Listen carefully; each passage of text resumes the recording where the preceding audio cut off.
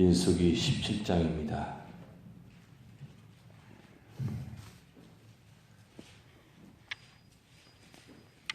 민수기 17장 우리 한 절씩 교독하도록 하겠습니다. 여호와께서 모세에게 말씀하여 이르시되 너는 이스라엘 자손에게 말하여 그들 중에서 각 조상의 가문을 따라 지팡이 하나씩을 취하되 곧 그들의 조상의 가문대로 그 모든 지휘관에게서 지팡이 12를 취하고 그 사람들의 이름을 각각 그 지팡이에 쓰되 레위의 지팡이에게는 아론의 이름을 쓰라. 이는 그들의 조상의 가문의 각 수령이 지팡이 하나씩 있어야 할 것임이니라. 그 지팡이를 회막 안에서 내가 너희와 만나는 곳인 전국의 앞에 두라. 내가 택한 자의 지팡이에는 삭이 나리니 이것으로 이스라엘 자손이 너에게 대하여 원망하는 말을 내 앞에서 거치게 하리라. 모세가 이스라엘 자손에게 말하매 그들의 지휘관들이 각 지파대로 지팡이 하나씩을 그에게 주었으니 그 지팡이가 모두 12이라. 그 중에 아론의 지팡이가 있었더라. 모세가 그 지팡이들을 정거의 장막 앞 여호와 앞에 두었더라. 이튿날 모세가 정거의 장막에 들어가 본즉 레위 집을 위하여 낸 아론의 지팡이에 우음이 돋고 순이 나고 꽃이 피어서 살구 열매가 열렸더라. 모세가 그 지팡이 전부를 여호와 앞에서 이스라엘 모든 자손에게로 가져오매 그들이 보고 각각 자기 지팡이를 집어들었더라. 여호와께서 또 모세에게 이르시되 아론의 지팡이는 전국의 앞으로 도로 가져다가 거기 간직하여 반역한 자에 대한 표징이 되게 하여 그들로 내게 대한 원망을 그치고 죽지 않게 할지니라. 모세가 곧 그같이 하되 여호와께서 자기에게 명령하신 대로 하였더라.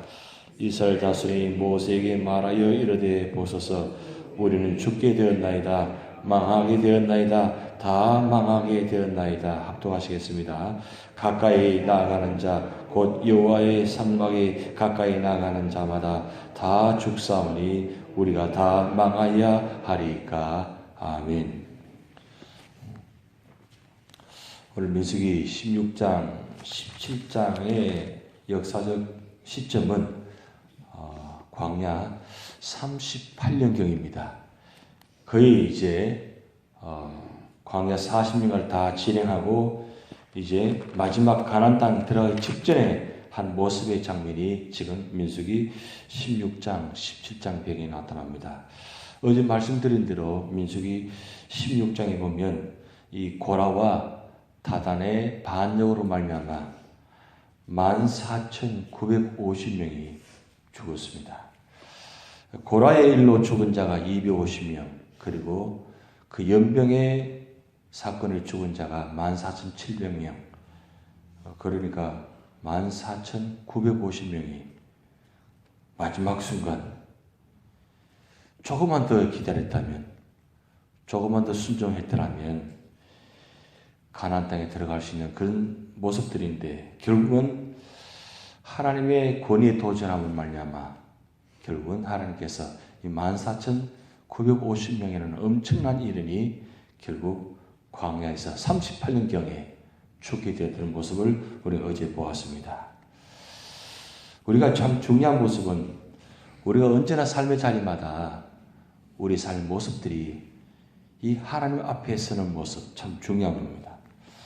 자, 그래서 한번 말씀드린 적이 있지만 우리 삶의 자리가 세 가지 삶의 모습인데 사람 앞에 사는 모습과 그리고 자기 앞에 사는 모습 그리고 하나님 앞에 사는 모습, 이 세 가지 모습을 분명히 구분하셔야 됩니다. 사람 앞에 사는 모습은 언제나 사람에게 보이려고 하는 모습입니다. 그러다 보니까 사람과 비교하게 되고 또 사람 때문에 영향을 받아서 그 사람 때문에 결국은 망하게 되는 모습을 우리는 볼 수 있습니다. 그리고 자기 앞에 사는 모습은 언제나 자기 중심적으로 살다 보니까 이기주의로 그리고 자기 중심적으로 살다 보니까 언제나 모든 삶의 모습들이 자기에 맞춰주다 보니까 결국 실패할 수밖에 없다는 사실입니다. 그러나 하나님 앞에 사는 모습은 언제나 겸손한 삶의 모습입니다. 내가 누구인가를 아는 것은 하나님 앞에 서기 전까지는 사실 아무도 모릅니다. 인간이 태어나서 어디서 와서 어디로 가는지 이것은 하나님 앞에 서기 전까지는 아무도 모른다는 사실입니다.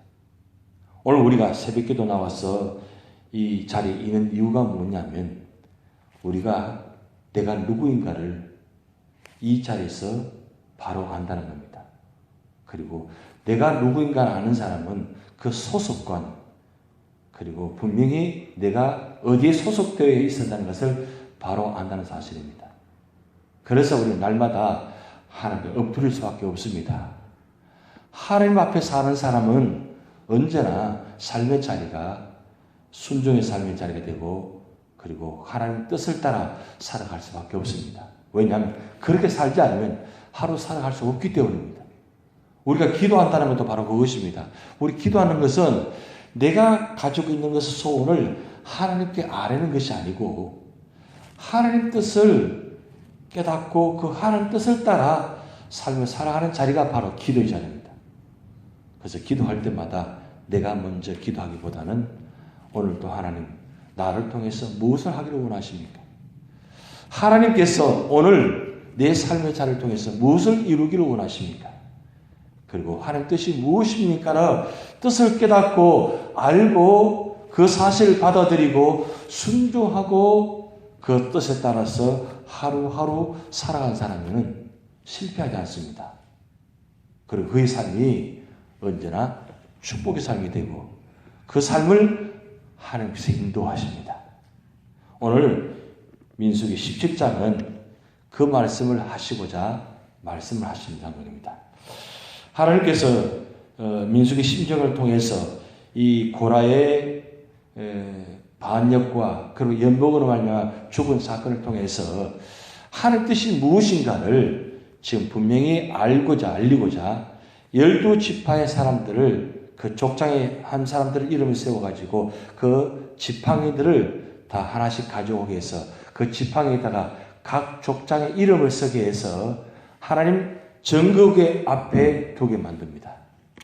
이 하나님 정거궤 앞에 두었다는 것은 이 지팡이를 통해서 각 지파에 무슨 뜻을 알 거냐면 하나님께서 누구를 통해서 역사하기를 원하시는가를 보여줍니다. 사실 38년 동안 광야 생활하면서 하나님께서 모세와 아론을 통해서 하나님은 말씀하시고 방향을 보여주시고 그 뜻을 이루어갔습니다. 그렇다면 이 광야 38년 동안 12지파들이 결국 하나님 뜻은 이 모세와 아론을 통해서 역사하신다는 것을 보여주신 사건입니다. 그런데 그럼에도 불구하고 그들은 이 모세와 아론을 통해서 보여주신 모든 사건들을 모든 뜻을 그들은 순종하지 않았습니다. 그래서 툭하면 원망하고 불평했습니다. 결국은 원망하면 결국 어떻게 된다는 사실을 우리는 민수기 16장을 보여주셨습니다. 원망하면 다 망한다, 죽는다. 그럼에도 불구하고 그들은 어떻게 했습니까? 그들은 순종하지 않았습니다. 결국 하나님은 각 지파의 12명의 지파의 나무들을 지팡이를 다 모아놓고 하루밤을 지나고 난 후에 그 다음날 확인케 합니다. 12지파의 이름 중에서 누구를 통해서 하나님 역사하신 것을 보여줬습니다. 결국은 12지파 중에 아론의 지팡이만 하나님께서 그 손에서 살구 열매가 맺힌 것을 보여줬습니다. 결국 이 뜻은 무슨 뜻이냐면 하나님의 권위는 아론을 통해서만 보여주시는 뜻입니다. 38년 동안이나 수많은 기적과 수많은 사건들을 보여줬습니다. 결국은 마지막 38년째 되는 그때에 아론의 지팡이를 통해 가지고 싹이 나게 만들고 그런 우는 돋게 만들고 꽃이 피게 해서 이것을 보여주신 끝뜻이 무엇입니까? 결국 하나님 뜻은 일관되게 역사하셨다는 뜻입니다. 만약에 아론의 지팡이를 통해서 나타나지 않고 다른 지파를 통해서 만약 나타나겠다면 그러면 38년 동안에 하나님께서 모세와 아론을 통해서 보여준 모든 사건이 무엇이 되겠습니까? 그래서 오늘 우리가 중요한 결론은 뭐냐면 하나님 뜻은 언제나 일정하시고 뜻이 일관되게 하시고 그리고 변치 않으신다는 뜻입니다. 하나님의 말씀의 역사는 아무에게 나타난 것이 아니라 하나님께서 세우신 자를 통해서만 나타나십니다. 이 하나님의 권위를 인정하셔야 됩니다. 오늘날 이런 모습들이 참 많이 있습니다. 하나님 말씀은 언제나 일관되게 나타납니다. 그리고 하나님 말씀은 언제나 이 성경 말씀을 통해서 나타납니다. 사실은 법궤의 모습이나 아론의 지팡이의 모습이나 이 모든 사건의 뜻을 일관되게 보여준 뜻은 바로 성경 말씀입니다. 이 성경 말씀 외에는 어느 곳에도 역사를 하지 않습니다. 그리고 예언은 이미 다 끝났던 말씀입니다. 그런데 아직도 이 말씀의 권위를 인정하지 아니하고 이 말씀의 권위를 순종하지 아니하고 자꾸 다른 곳에 찾아가고 다른 뜻을 찾고 헤매는 사람들이 너무 많다는 사실이에요. 그리고 그 말씀을 순종하지 않습니다. 있는 그대로 나타나 있고 있는 그대로 보여주시고 있는 그대로 지금도 말씀하고 계시고 언제나 하나님은 이 성경 말씀을 통해서 역사하고 계십니다. 결국 다른 곳을 찾게 되고 다른 곳을 찾아가는 사람은 결국 다 실패하게 되고 망하는 것을 우리는 보고 있습니다. 그러나 그럼에도 불구하고 아직도 여전히 그렇게 찾아가는 모습 보면 너무나 안타까운 사실이죠. 오늘 이 민수기 17장을 통해서 보여주시는 교훈이 바로 무엇입니다? 하나님은 선택한 자를 통해서 역사하시고 그리고 하나님은 역사는 반드시 그 선택한 자를 통해서 열매를 맺게 하십니다.